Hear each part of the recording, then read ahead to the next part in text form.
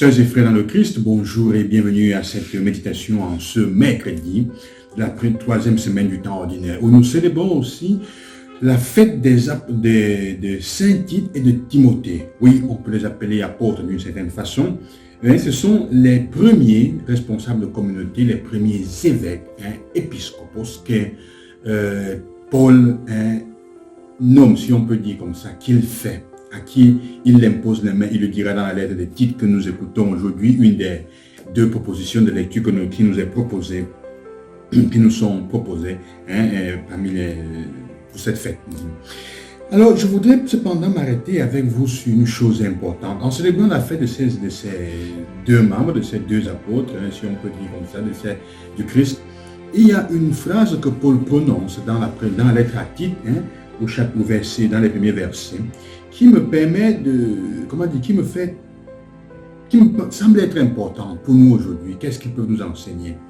Et Paul dit en effet, quand il se présente au début de la lettre de Tite, il dira, je suis Paul, un serviteur apôtre de Jésus-Christ, au service de la foi de ceux que Dieu a choisis et de la pleine connaissance de la vérité, qu'il définit comme étant en plein accord avec la piété. Apôtre de Jésus-Christ, au service de la foi de ceux que Dieu a choisis et de la pleine connaissance de la vérité. Il me semble important d'avoir clairement, comme que ce soit clair pour chacun, ce au service de quoi il ou elle est. Parce que cela définit le but de ta vie. Cela définit les raisons pour lesquelles tu vas faire tout ce que tu es en train de faire.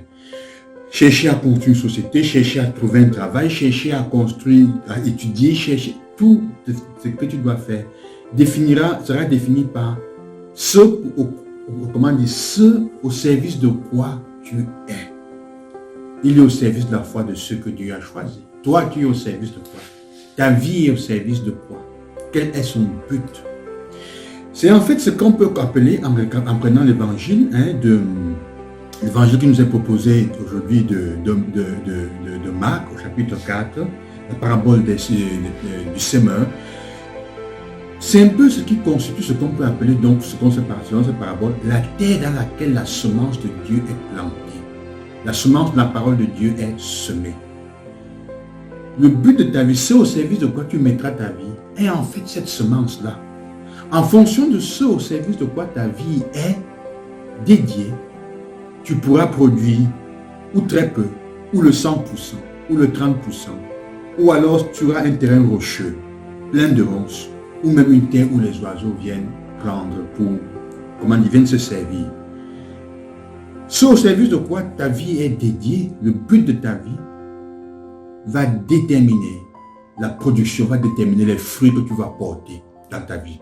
De bonheur ou de malheur, tu seras quel type de terre? Propice à accueillir la parole, propice à ce que la semence du verbe se dépose là pour être nourrie ou non, pour être assimilée, pour produire quelque chose qui serve aux autres, qui illumine le monde et qui te rende meilleur que tout ce que tu es aujourd'hui ou non. Sœurs et frères, c'est une unique chose que je voudrais partager avec vous. La fête des saints apôtres, ou plutôt la fête de Saint Timothée et de Saint Tite, aujourd'hui est une opportunité pour nous pour redécouvrir ta vie est au service de quoi, ou encore mieux, de qui.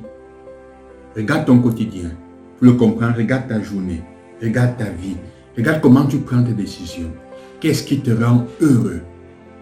Gagner beaucoup d'argent, c'est ce qui te semble te rendre heureux, que tu te fais sentir quelqu'un, ou alors c'est le fait que tout ce que tu choisis de faire est au service du bien commun et de l'humanité. Tu trouves ta joie en quoi? Que le Seigneur vous accompagne aujourd'hui, qu'il vous bénisse. Loué soit Jésus-Christ et bonne fête encore à chacun et à chacune.